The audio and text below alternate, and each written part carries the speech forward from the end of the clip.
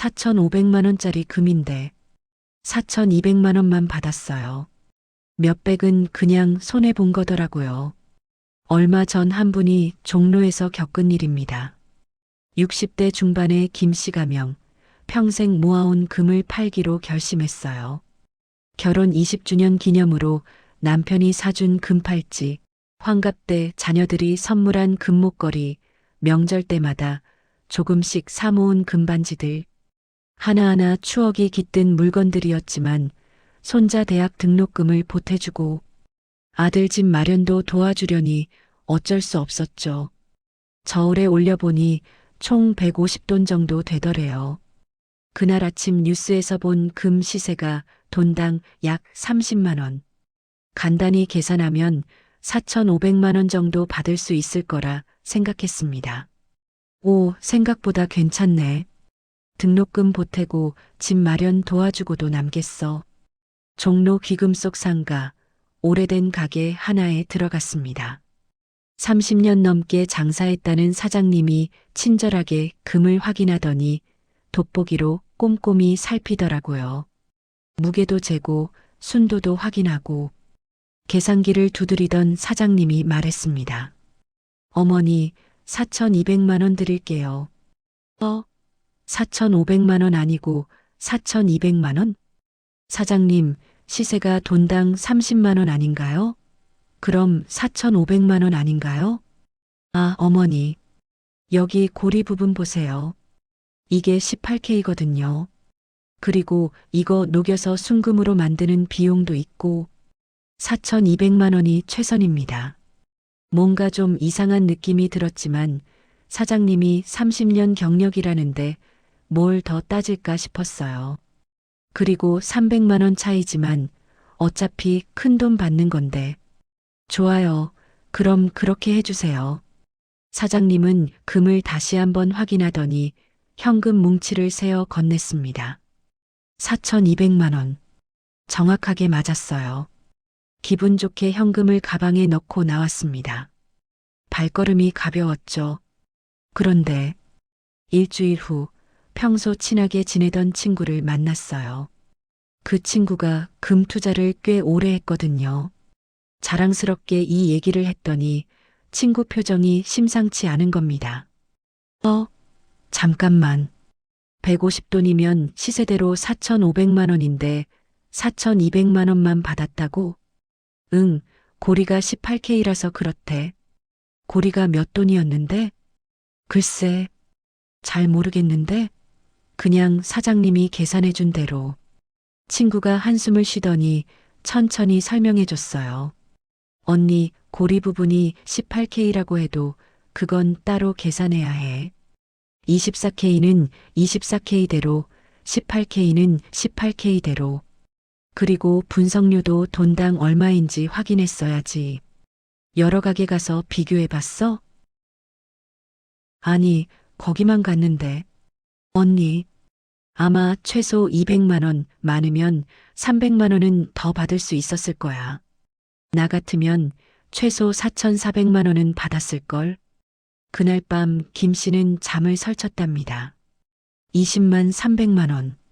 적은 돈이 아니잖아요. 손자 등록금 한 학기 지나가는 돈인데. 하지만 더 큰 문제는 6개월 후에 터졌습니다. 김 씨는 그 금판 돈 4,200만 원에 평생 모은 저축까지 합쳐서 총 2억을 만들었어요. 아들이 집을 사는데 도와주려고 이 돈을 지원했죠. 그런데 갑자기 세무서에서 연락이 왔습니다. 자금 출처 조사를 진행하겠습니다. 네, 그게 무슨... 따님께서 받으신 2억 원, 어디서 나온 돈인지 증명해 주셔야 합니다. 금 팔아서 만든 돈이에요. 영수증이나 거래 증빙이 있으신가요? 결국 증명할 방법이 없었어요. 그냥 현금으로 받아서 나왔으니까요. 세무서는 냉정했습니다. 증명하실 수 없다면 증여로 간주하겠습니다. 며칠 후 날아온 증여세 고지서 1,500만 원. 거기에 가산세까지 붙어서 총 1,800만 원을 내야 했습니다. 금 팔 때 20만 300만 원 손해본 것도 억울한데 세금으로 또 1,800만 원. 그냥 내가 아무것도 모르고 당한 거죠. 진작 알았더라면. 김 씨의 한숨 섞인 목소리가 아직도 귓가에 맴돕니다. 이런 일 결코 남의 얘기가 아닙니다. 여러분, 혹시 금 투자하고 계신가요? 요즘 금값이 계속 오르니까 이거다 싶어서 금팔찌, 금목걸이 사 모으시는 분들 정말 많으실 겁니다. 은행 이자는 너무 낮고 주식은 무섭고 부동산은 손뗄 엄두가 안 나니까 그래, 금이라도 사두자 하시는 거죠. 그런데 문제는 사는 건 쉬운데 팔 때가 문제라는 겁니다. 막상 팔려고 하면 생각보다 훨씬 적게 받고 어디가 문제인지도 모르고 심지어 나중에 자녀한테 돈 줬다가 세금 폭탄까지 맞는 경우가 생각보다 정말 많아요. 저도 주변에서 이런 일 겪은 분들 여럿 봤습니다.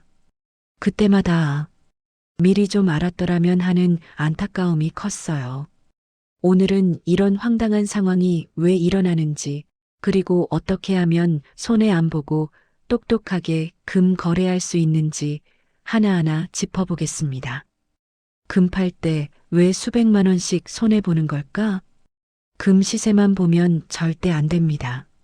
많은 분들이 착각하시는 게 있어요. 오늘 뉴스 보니까 금값이 돈당 30만 원이네. 그럼 내 금팔찌 10돈이니까 300만 원 받겠네. 절대 아닙니다.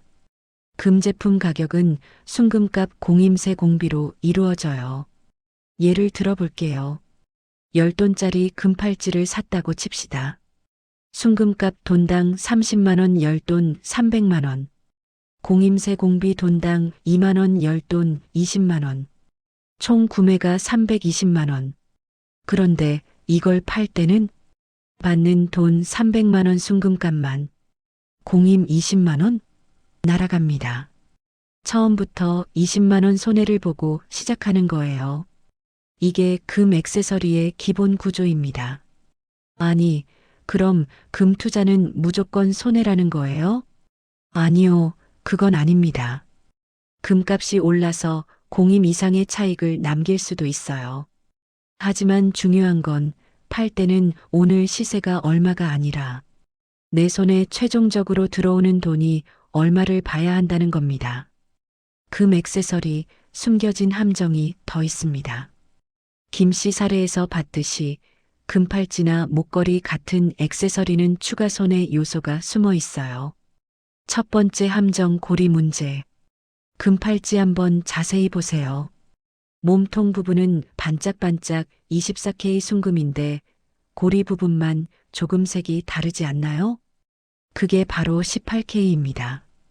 왜 고리만 18K를 쓸까요? 24K 순금은 너무 무르거든요. 고리 부분은 계속 여닫으니까 단단한 18K를 써야 안 망가져요. 그런데 이게 문제가 되는 이유는 24K 순금 시세 돈당 30만 원, 18K 시세 돈당 약 22만 원 순금의 75% 정도. 김씨 케이스로 다시 계산해 볼게요.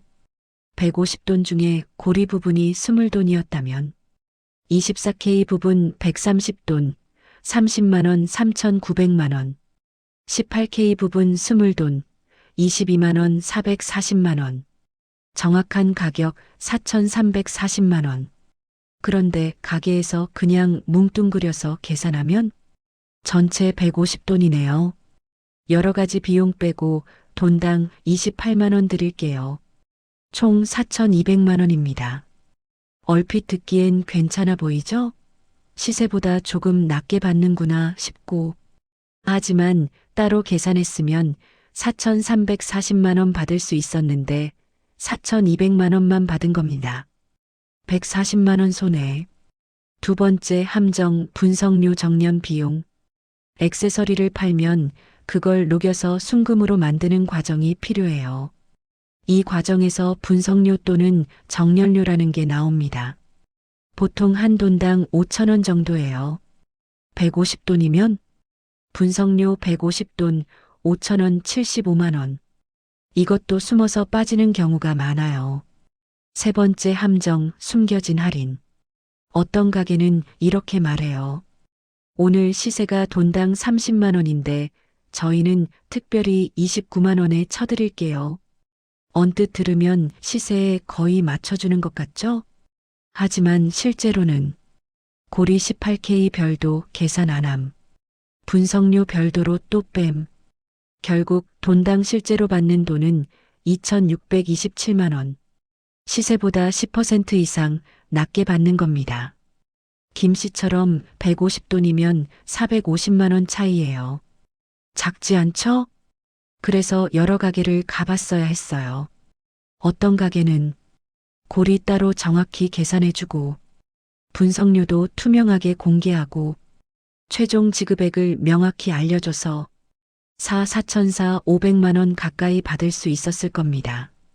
20만 300만 원 차이가 이렇게 나는 거예요. 금 액세서리 vs 골드바 어떤 게 나을까? 그럼 금 액세서리는 투자하면 안 되는 건가요? 아니요, 용도에 따라 다릅니다. 금 액세서리가 좋은 경우, 평소에 착용하고 싶은 경우, 선물용으로 필요한 경우, 디자인이 마음에 드는 경우, 소량 열쇠돈을 사고 싶은 경우, 골드 바투자용 금이 좋은 경우, 순수 투자 목적, 장기 보유 예정, 팔 때 손실 최소화하고 싶은 경우, 일정 금액 100만 원 이상 투자 가능. 투자용 골드바는 공임이 거의 없어요. 돈당 1만 원 이하. 분석료도 없어요. 금압량 그대로 가격 인정받아요. 팔 때 시세 그대로 받을 수 있어요. 특히 주물금이나 콩알금 같은 형태는 공임이 정말 적어요. 돈당 5천 원 이하. 한돈 단위로 소량 판매 가능해요. 보관도 편해요. 그래서 투자 목적이라면 예쁜 팔찌보다는 이런 형태가 훨씬 유리합니다. 은제품, 이것도 조심하세요. 저는 금 말고 은 투자하는데요. 은도 마찬가지입니다. 아니, 어떤 면에서는 더 복잡해요. 은순도 종류.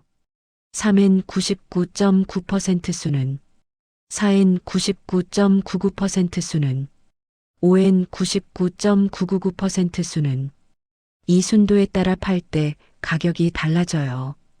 대부분 가게에서는 3엔 기준으로 쳐주는데 만약 여러분이 4엔을 샀다면 손해죠. 그리고 은수저 같은 거 팔 때 손잡이나 장식 부분에 금박이 들어간 경우 많아요.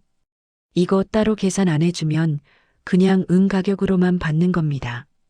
금박은 얼마 안 되는 거 아니에요? 아니요. 은수저 한 벌에 들어간 금박이 0.5돈 정도 되는 경우도 있어요. 그럼 15만 원 정도 가치가 있는 건데 이걸 놓치면 그냥 손해예요.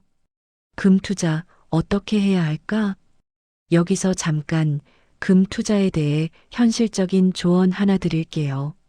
금값 오를 때 사면 안 됩니다. 요즘 뉴스 보시면 금값 사상 최고치 경신. 금값 또 올랐다. 이런 기사 자주 나오죠? 그러면 사람들이 우르르 몰려요. 금값 오르네. 나도 사야겠다. 이게 제일 위험한 타이밍입니다. 왜냐하면 이미 가격이 많이 올라 있어요. 앞으로 더 오를지 떨어질지 아무도 몰라요. 단기 차익을 노리면 손해 확률이 높아요. 실제로 2020년 코로나 때 금값이 확 올랐어요. 돈당 30만 원 넘게 갔죠. 그때 지금이다 하고 산 사람들 2021년에 금값이 20만 원대로 떨어졌을 때 어땠을까요? 팔지도 못하고 그냥 쥐고 있었죠. 몇 년 동안요. 그럼 언제 사야 하나요? 금은 장기적으로 봤을 때 우상향하는 경향이 있어요. 10년, 20년 단위로 보면 계속 올라가요. 그러니까 지금이다 하고 타이밍 맞추려 하지 마세요.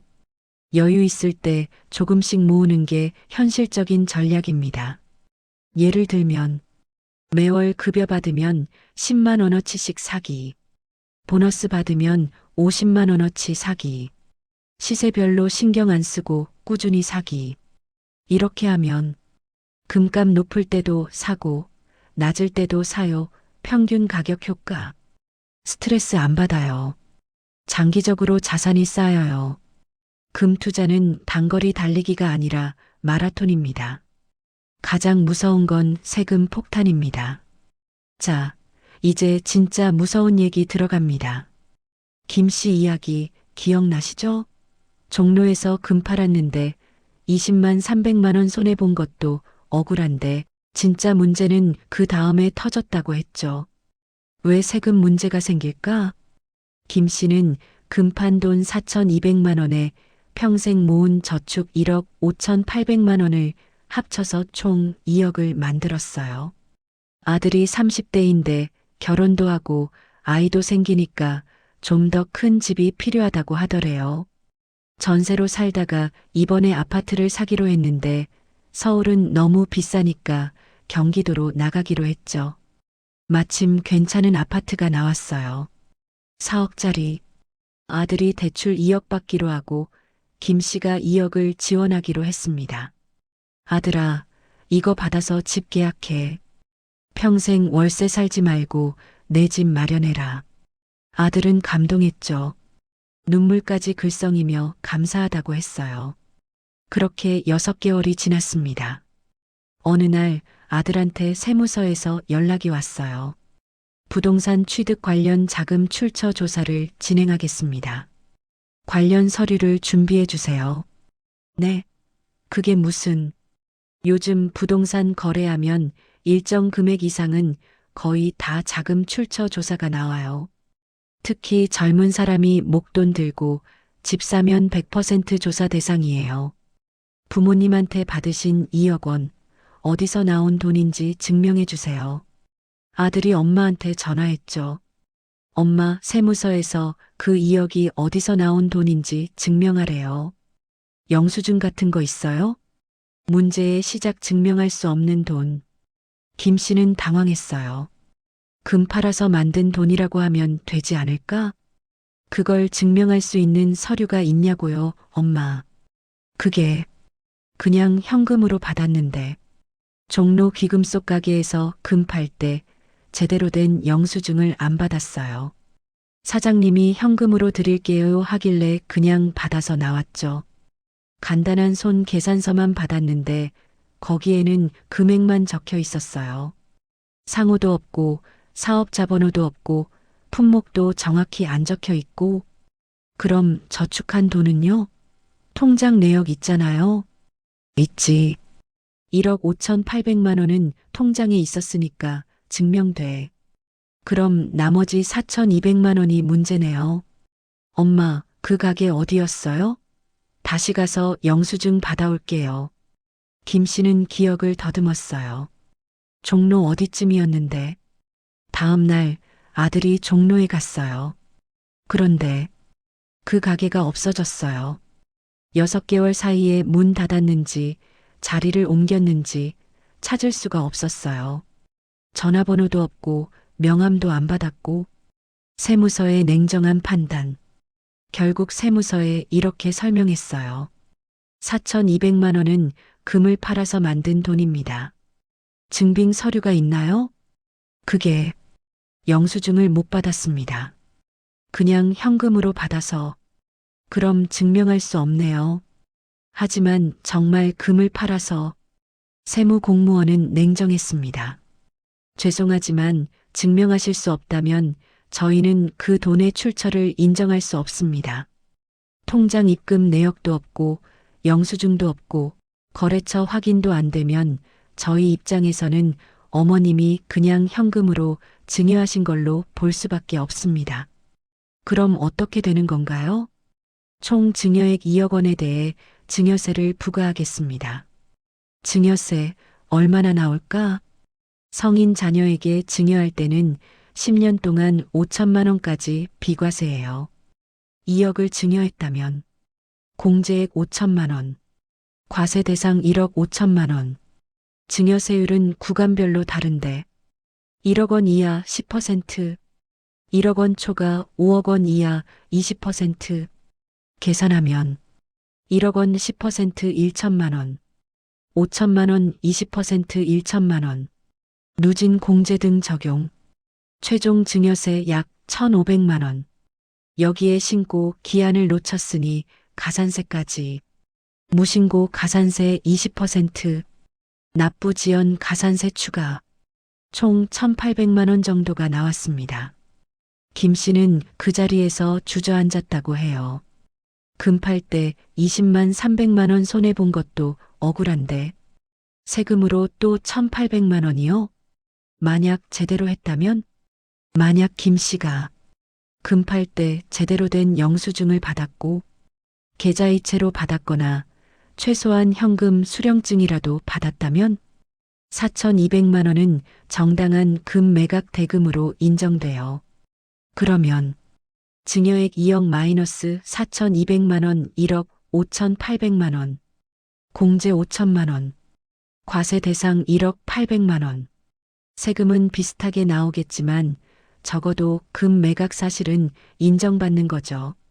더 중요한 건 만약 10년 단위로 나눠서 증여했다면 2015년 5천만 원 증여 세금 0원, 2025년 5천만 원 증여 세금 0원, 2035년 5천만 원 증여 세금 0원.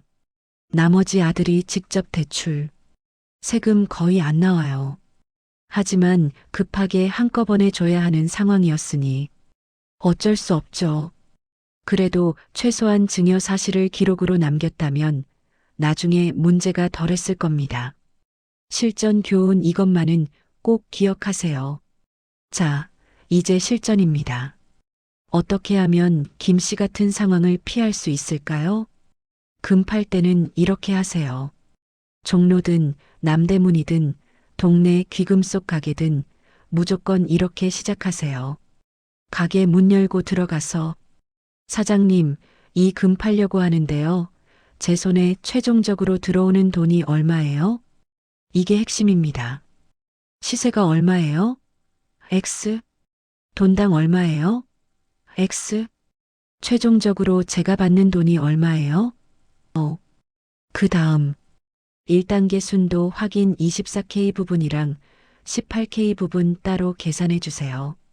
팔찌고리, 목걸이, 고리 이런 부분은 보통 18K예요.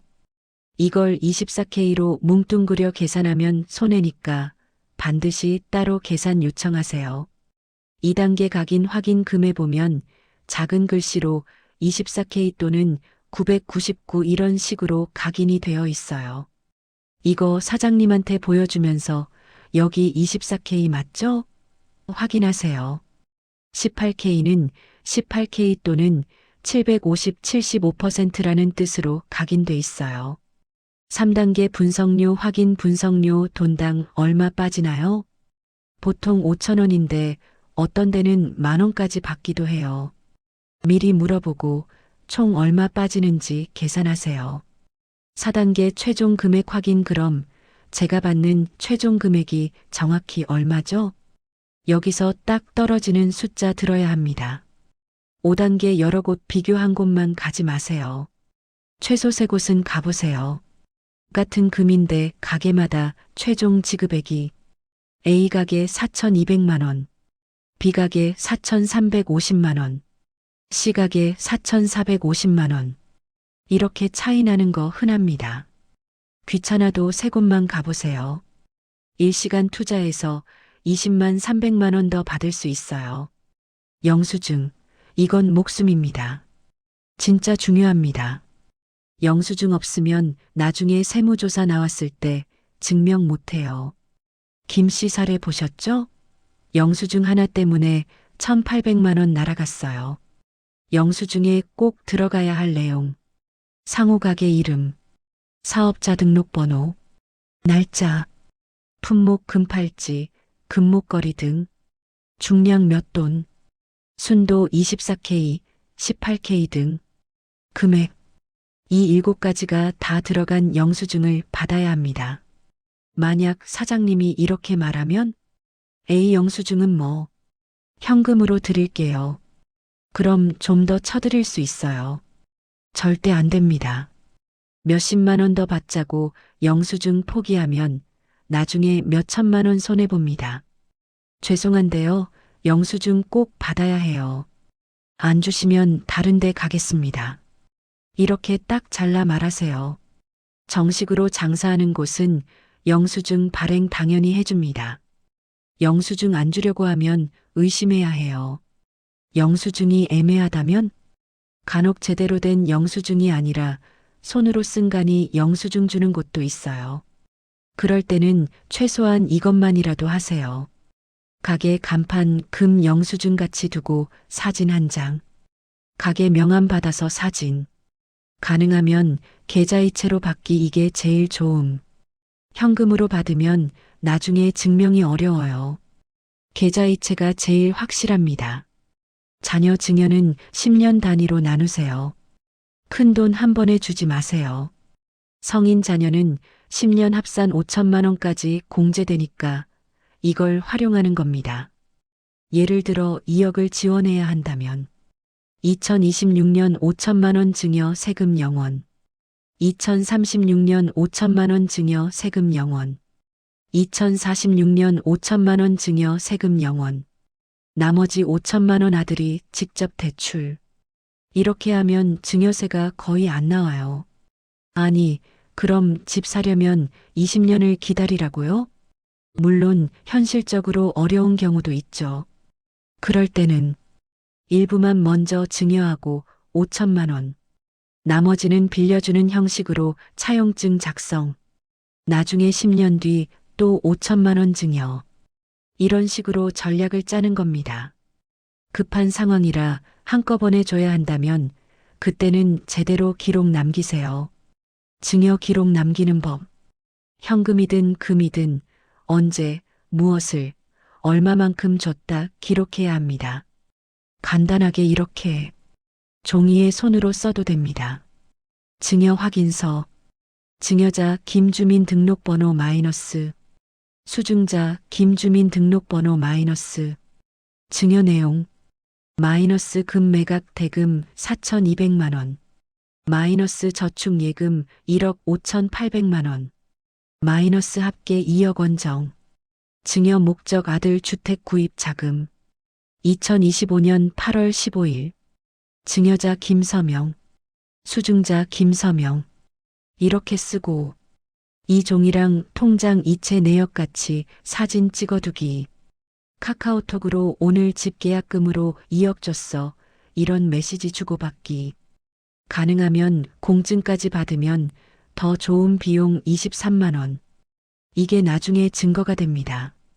그리고 중요한 것 증여세 신고는 증여한 날로부터 3개월 이내에 해야 해요. 이거 놓치면 가산세 붙습니다. 세무사 찾아가서 자녀한테 2억 증여했는데 신고 어떻게 하나요? 물어보세요. 비용 1,020만 원 정도면 다 해줍니다. 마무리하며 금 투자 자체는 나쁘지 않아요. 오히려 장기적으로 자산 보전하는 좋은 방법입니다. 다만 거래할 때 꼼꼼하게 챙기지 않으면 김 씨처럼 팔 때 20만 300만 원 손해보고 나중에 세금으로 또 1,800만 원 손해보는 이중고, 삼중고를 겪을 수 있어요. 오늘 말씀드린 것만 기억하세요. 금 팔 때 최종 지급액 확인하고 24K, 18K 따로 계산하고 분석료 확인하고 여러 곳 비교하기 최소 3곳 영수증 반드시 받기 7가지 항목 확인. 가능하면 계좌이체로 받기. 안 되면 사진이라도 남기기. 자녀 증여. 10년 단위로 나누기 5천만 원씩. 급하면 제대로 기록 남기기. 3개월 이내 증여세 신고하기. 증여 기록. 간단한 증여 확인서 작성. 이체 내역이나 메시지로 증거 남기기. 가능하면 공증 받기. 이것만 지켜도 억울한 일은 안 생깁니다. 김 씨처럼 평생 모은 금, 힘들게 모은 돈, 그렇게 날리지 마세요. 조금만 신경 쓰면 수백만 원, 수천만 원 지킬 수 있습니다. 여러분의 소중한 자산 똑똑하게 지키시길 바랍니다. 오늘 영상이 도움되셨다면 구독과 좋아요 부탁드려요. 오늘도 좋은 하루 되세요.